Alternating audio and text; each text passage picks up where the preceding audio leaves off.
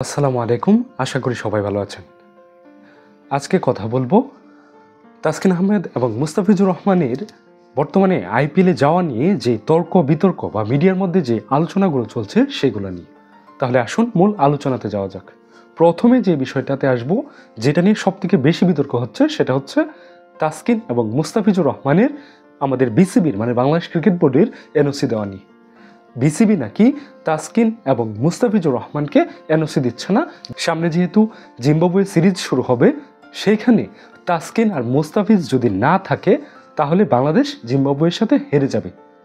আপনি বর্তমানে চিন্তা করুন যে আমাদের ক্রিকেটটা নিয়ে আমাদের বোর্ডের কর্তৃপক্ষরা কী রকম চিন্তা করছে। তাদের মাথায় এখনও যেখানে তারা সবসময় ডাকডুল পেটায় আমাদের বাংলাদেশ ক্রিকেট ওডিআই বলেন বা ক্রিকেটের সব দিক থেকে সব ফরম্যাটে উন্নতি করছে। আমাদের এখন সেরামানের বলার আছে, 5-7টা বলার আছে, আমাদের অনেক ব্যাটিং আছে, ঘরোয়া লিগে ভালো করছে। বিসিবি থেকে আমাদের যে মূল দলটা আছে তার পাশাপাশি আবার একটা ছায়া দল মানে বাংলাদেশ টাইগার নামেও একটা দল পরিচালনা করে, ওইখানেও পাইপলাইনে অনেক প্লেয়ার আছে, ওই রকমই সবসময় বলাবলি করে। কিন্তু বর্তমান পরিস্থিতিতে কি দেখা যাচ্ছে যে তাসকিন আর মুস্তাফিজ ছাড়া বাংলাদেশের দলটার এমন অবস্থা যে তারা জিম্বাবুয়ের সাথে একটা সিরিজ খেলতে পারবে না, তাও আবার ঘরোয়াতে, ঘরের মাঠে। এখানে যদি দুইজন পেসার না থাকে তাহলে কি এমন হবে? তো এটা নিয়ে তো নানা আলোচনা সমালোচনা, কিন্তু বোর্ড কর্তৃপক্ষ থেকে বা যেই দুই প্লেয়ারদেরকে নিয়ে আলোচনা হচ্ছে তাদের পক্ষ থেকে ফাইনালি কোনো কথা আসে না। বিষয়টা এমন দাঁড়িয়েছে যে গাছে কাঁঠাল গুপে তেল।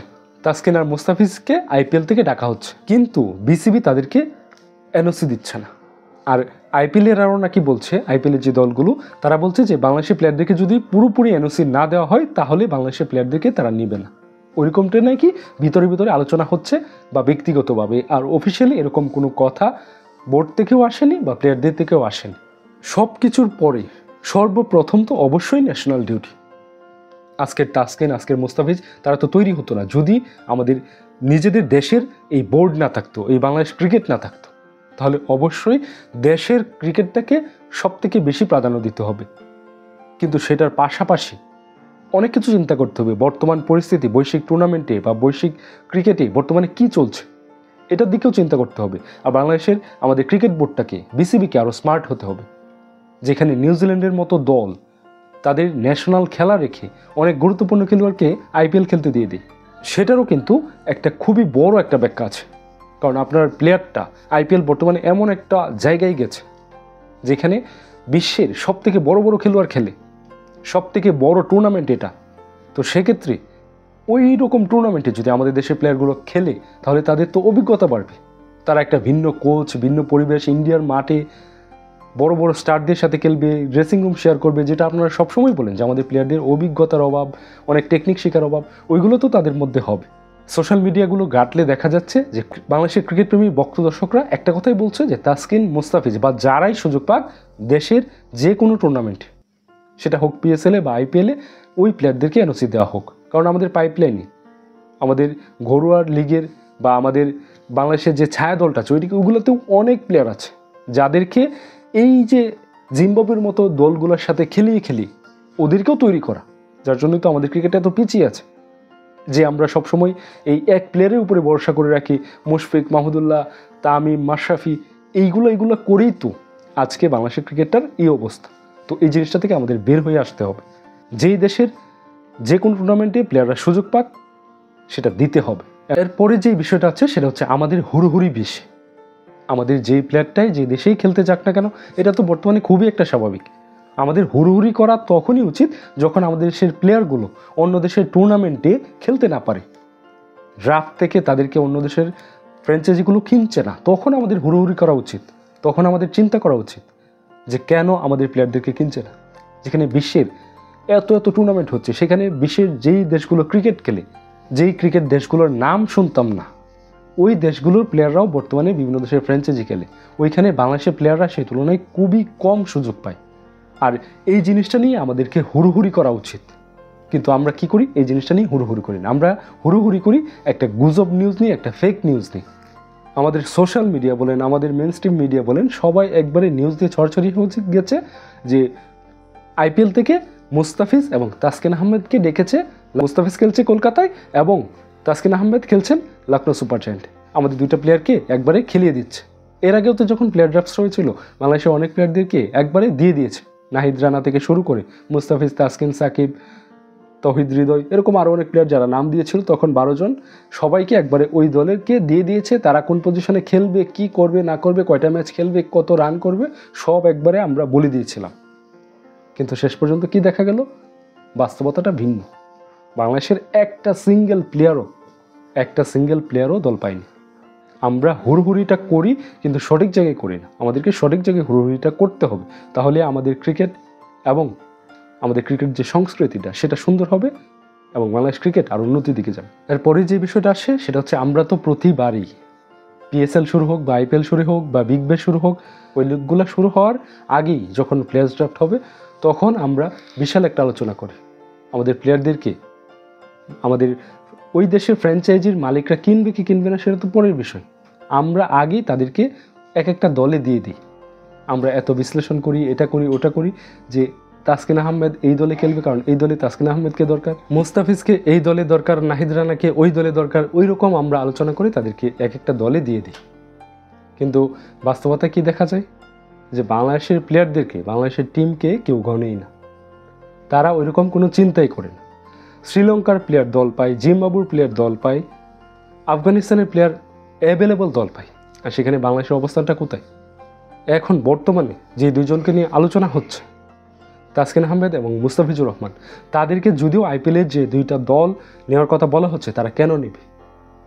যখন তারা প্লেয়ার্স ড্রাফট থেকেই নেওয়ার প্রয়োজন মনে করেনি, বা তাদের যে টিম কম্বিনেশন বা তারা যেই প্ল্যানটা সাজিয়েছে, প্রত্যেকটা দলেরই তো একটা প্ল্যান আছে, ওই প্ল্যানটা কি ওই তখনই তাদের ওইটা মনে হয়নি। তাহলে এখন আবার কি এমন জরুরি দরকার হয়ে গেল যে এই দুইটা দল বাংলাদেশ থেকে এই দুইজনকে নেবে? নিতেও পারে, কারণ বর্তমানে কিছুদিন আগে চ্যাম্পিয়ন্স ট্রফিটা গেল, ওইখান থেকে যেই দলগুলো চ্যাম্পিয়ন্স ট্রফি খেলেছে তার মধ্যে পেসাররা তো সবসময় ইনজুরি প্রবণ হয়। আর এই চ্যাম্পিয়ন্স ট্রফি যেহেতু একটা বড় ফরম্যাটে হয়েছে ওয়ানডেতে, তার মধ্যে শোনা যাচ্ছে যে কয়েকজন প্লেয়ার IPL-এর দলগুলোর অনেক প্লেয়ারই, অনেক পেসার ইনজুরি হয়েছে। তো সেক্ষেত্রে ইনজুরি হলে তো আর IPL-টা খেলতে পারবে না। তো এখন বর্তমানে ওই ফ্র্যাঞ্চাইজিগুলোকে তো একটা বিকল্প চিন্তা করতে হবে। অনেক দীর্ঘদিন ধরে কিন্তু IPL-টা হয়, তো এটার জন্য এই ইনজুরি প্রবণ খেলোয়াড়টা পুরো সিজনটা খেলতে পারবে কিনা ওইটা কিন্তু একটা শঙ্কা তৈরি হয়েছে। তো সেক্ষেত্রে অনেক টিমেরই হয়েছে, IPL-এর যে 10টা টিম আছে অনেক প্লেয়ারই হয়েছে। তার মধ্যে যেহেতু তাসকিনের সাথে লখনৌ সুপার জায়ান্ট এর আগেও কয়েকবার যোগাযোগ করেছিল IPL খেলার জন্য, তখন তাসকিন আহমেদের ন্যাশনাল ডিউটি ছিল, জাতীয় দলের খেলা ছিল, ওই জন্য BCB NOC দেয়নি, বা BCB তখন শর্ত দিয়েছিল যে পুরো সিজন দেবে না, ওই তালবাহানাতে দেবে, তখন তারা ওইটা ডিনাই করে গিয়েছিল। অন্য যে কোনো দেশ থেকে, জিম্বাবু থেকেও প্লেয়ার নিয়েছে, মুজারাবানিকে নিয়েছে, বা এরকম আরও বিভিন্ন দেশের প্লেয়ার তো আর বর্তমানে অভাব নেই। এমন কোনো প্লেয়ার হয়ে যায়নি যে ওই প্লেয়ারদেরকে তারা কন্ডিশন অনুযায়ী নিবে। কিন্তু এইবারও কিন্তু এই জিনিসটাই আসছে। এখন BCB যদি আবার নতুন করে একটা কন্ডিশন জুড়ে দেয় তাহলে তো এই প্লেয়ারদেরকে আর নেবে না। ঠিক একইভাবে মুস্তাফিজের ক্ষেত্রেও সেম বিষয়টাই হয়েছে। কলকাতার একজন পেসার চ্যাম্পিয়ন্স ট্রফি খেলতে গিয়ে ইনজুরিতে পড়ে গিয়েছে, সেজন্য হয়তো মুস্তাফিজের সাথে যোগাযোগ করেছে, এখনও বিষয়টা ফাইনাল হয়নি। যদি ফাইনাল হয় তাহলে সেটারও তো ফাইনালি একটা অ্যানাউন্সমেন্ট আসবে। তো এই হচ্ছে বাংলাদেশের বর্তমানে যে দুইটা প্লেয়ার খেলার জন্য IPL-এর সম্ভাবনা তৈরি হয়েছে, তারা যেতে পারে। সেক্ষেত্রে বাংলাদেশের কোনো ক্ষতি হবে না, বরঞ্চ ভালো হবে। এখন যদি আপনি যুক্তি দেখেন যে বাংলাদেশের তো এই দুইটা পেস বলই হচ্ছে মূল পেস বোলার, হ্যাঁ মানলাম, সত্যিই এই দুইজন পেস বোলারই সব থেকে গুরুত্বপূর্ণ এবং দলের সব থেকে ভাইটাল রোল প্লে করে তারাই। কিন্তু ভাই, এই দুজনকে আপনারা কতদিন পাবেন? পেসাররা তো যে কোনো সময় ইনজুরি হয়ে যায়, পড়ে যাবে, শেষ হয়ে যাবে, তখন আপনারা কী করবেন যখন থাকবে না? আমাদের পাইপলাইনে তো আরও অনেক পেসার আছে, নতুন উদীয়মান হাসান মাহমুদ আছে, খালেদ আছে, তানজিম সাকিব আছে, খালেদ আছে, ইবাদত হোসেনও এখন ফিট হয়েছে, এরকম আরও কয়েকজন পেসার আছে যাদেরকে দিয়ে খেলানো যায়। তারপরে তো এটা জিম্বাবুর সাথে খেলা, আপনারা খেলাতেই পারেন। তো এটা কিন্তু একটা বিশাল সুযোগ আমাদের প্লেয়ারদেরকে অভিজ্ঞ করে নেওয়ার জন্য। তো একটা প্লেয়ারের এই স্বপ্নটা তো থাকতেই পারে যে আমি আমার লাইফ টাইমে IPL-এ খেলব। আর আমার মনে হয় একটা প্লেয়ারের যদি ওইরকম বড় কোনো টুর্নামেন্টে খেলার স্বপ্নই না থাকে তাহলে তাকে প্লেয়ারই বলা হয়, মানে যায় না। তার মধ্যে ওই কম্পিটিশনটা থাকতে হবে, তাকে ওই ভালো করার ক্ষুধাটা থাকতে হবে। তখন সে কী করবে?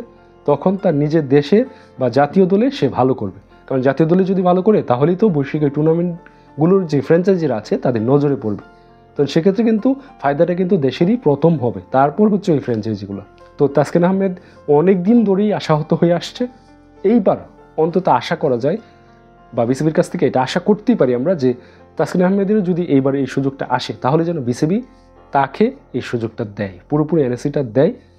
আর এখন যে জিম্বাবুয়ে সফরটা হচ্ছে এটা কিন্তু এই যে চ্যাম্পিয়ন্স ট্রফিতে বাংলাদেশের একটা ভরাডুবি। বিসিবি হয়তো চাইছে যে এখন আমাদের দেশের ক্রিকেট সমর্থকরা বা ক্রিকেট প্রেমীরা যেহেতু এখন একটু বাংলাদেশ টিমটার প্রতি বা বিসিবির প্রতি একটু বিরক্ত হয়ে আছে, তাহলে একটু আইওয়াশ করা যাক। সোশ্যাল মিডিয়াতে আমাদের ফেক নিউজের ছড়াছড়ি, যেমন তাসকিন এখনও লখনৌ সুপার জায়ান্ট হয়ে খেলবে কি না, বা আইপিএলের কোনো টিমে খেলবে কিনা, বা মুস্তাফিজকে কলকাতা কোনো কিছু বিষয় জানিয়েছে কিনা, ওইগুলা এখনও কোনো কিছু ফাইনাল হয়নি বা তাদের দিক থেকে কোনো বক্তব্য আসেনি। কিন্তু আমরা সোশ্যাল মিডিয়া পুরো ছড়িয়ে দিচ্ছি যে মুস্তাফিজ আইপিএল খেলছে কলকাতার হয়ে, তাসকিন আহমেদ খেলছে লখনৌ সুপার জায়ান্টের হয়ে। এই যে এই বিষয়গুলো, এগুলো কিন্তু আমাদেরকে বন্ধ করতে হবে। এগুলো কিন্তু একটা প্লেয়ারের মধ্যেও ব্যাড ইফেক্ট পড়ে।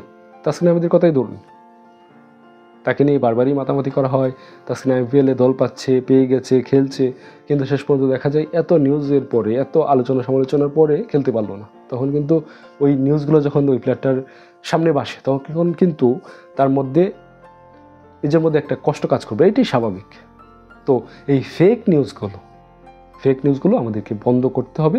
প্রপার যে নিউজটা হয়, যখন যে অ্যানাউন্সমেন্টটা হয় তখন সেটা নিয়ে আলোচনা করতে হবে, এত মাতামাতি না করাটাই ভালো। সর্বশেষ যে কথাটা বলবো সেটা হচ্ছে বিসিবির তালবাহানা। আমাদের প্লেয়ারগুলা এই তো বিগত কয়েকটা বছর ধরেই বিভিন্ন দেশের টুর্নামেন্টগুলোতে তারা জায়গা করে নিচ্ছে আস্তে আস্তে, তারা ভালো করছে। নতুন যারা উদীয়মান তারকা আছে, রিশাদ হোসেনের কথাই বলুন না, তাকে বিগ ব্যাশের মতো একটা ফ্র্যাঞ্চাইজি তাকে কিনেছে, কিন্তু তার ন্যাশনাল ডিউটি থাকার কারণে সে সেখানে খেলতে পারেনি। কিন্তু এটা কি আমাদের ভালো লাগার জায়গা না যে আমাদের প্লেয়ারগুলো এখন বৈশ্বিক টুর্নামেন্টগুলো খেলছে, বিশ্বের যত বড় বড় টুর্নামেন্ট হচ্ছে ওইখানে ডাক পাচ্ছে, ওগুলো খেলে আমাদের প্লেয়াররাও অভিজ্ঞ হবে, আমরাও একদিন বিভিন্ন আইসিসি ট্রফি, চ্যাম্পিয়ন্স ট্রফি, বিশ্বকাপ জেতার স্বপ্ন কিন্তু আমরা তখনই দেখতে পাবো যখন আমাদের প্লেয়াররা অভিজ্ঞ হবে। আমরা যদি এখন হুদাই একটা স্বপ্ন দেখি যে বাংলাদেশ চ্যাম্পিয়ন্স ট্রফি জিতে ফেলবে, বাংলাদেশ ওয়ার্ল্ড কাপ জিতে ফেলবে, ওই স্বপ্নটা নিয়ে দেখি, তাহলে এটা বোকামি ছাড়া আর কিছুই হবে না। কারণ আমাদের বর্তমানে আমাদের প্লেয়ারদের সেই অবস্থা নেই। কিন্তু সেটা তৈরি করতে হলে কী করতে হবে, আমাদের প্লেয়ারদেরকে ওই বৈশ্বিক টুর্নামেন্টগুলো খেলিয়ে যখন তাদের সুযোগ আসবে তখন তাদেরকে দিতে হবে। আগে তো আমাদের সাকিব ছিল যে আমাদের বাংলাদেশ ক্রিকেটটাকে বিশ্ব দরবারে ব্র্যান্ডিং করে তুলেছে, কিন্তু বর্তমানে তো সাকিবের মতো আরও যদি আমরা কাউকে তৈরি করতে চাই বাংলাদেশ ক্রিকেটটাকে ব্র্যান্ডিং করবে, তাহলে তাদেরকে তো ওইরকম বৈশ্বিক টুর্নামেন্টগুলো খেলতে দিতে হবে। নাহিদ রানার সুযোগ পেয়েছে, এটা কি আমাদের ভালো লাগার বিষয় না? জাতীয় দলে কয়টা ম্যাচ খেলেছে, এর মধ্যেই সে পিএসএলে জায়গা করে নিয়েছে। তো এখানে তো ভাই বিসিবি আপনাদের তো ভিলেন হওয়ার কোনো দরকারই আমি দেখছি না। আপনারা কেন ভাই ভিলেন হতে যাচ্ছেন? তুলনামূলক যেগুলো ছোট দল ওইগুলোর বিপক্ষে অন্তত তো তাদেরকে ছেড়ে দেওয়া উচিত। ন্যাশনাল ডিউটি যখন গুরুত্বপূর্ণ ম্যাচ হবে বড় কোনো দলের বিপক্ষে, বা যেটার জয়টা বাংলাদেশ ক্রিকেটের স্বার্থে এবং আইসিসি র্যাঙ্কিংয়ের ক্ষেত্রে গুরুত্বপূর্ণ ভূমিকা থাকবে, তখন হয়তো তাদেরকে রাখবেন। আর আমাদের প্লেয়ারদেরকে আরও ডিমান্ডেবল করে তুলতে তাদেরকে ওই বৈশ্বিক টুর্নামেন্টগুলোকে খেলতে দিতে হবে। কারণ তারা যদি আজকে পিএসএলে গিয়ে ভালো করে, তখন কিন্তু আইপিএলের ফ্র্যাঞ্চাইজিগুলোর নজরে আসবে, বিগ ব্যাশের ফ্র্যাঞ্চাইজিগুলোর নজরে আসবে, মানে বিশ্বের যত লিগগুলো চলে সব ফ্র্যাঞ্চাইজিগুলো কিন্তু নজরে আসবে।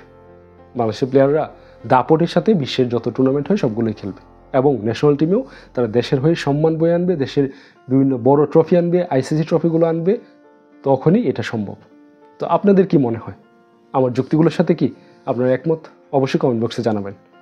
আর অবশ্যই চ্যানেলটাকে সাবস্ক্রাইব করতে ভুলবেন না। ধন্যবাদ সবাইকে, আজকের মতো এখানে শেষ, দেখা হবে নতুন কোনো ভিডিওতে। সে পর্যন্ত সুস্থ থাকবেন, ভালো থাকবেন, আল্লাহ হাফেজ।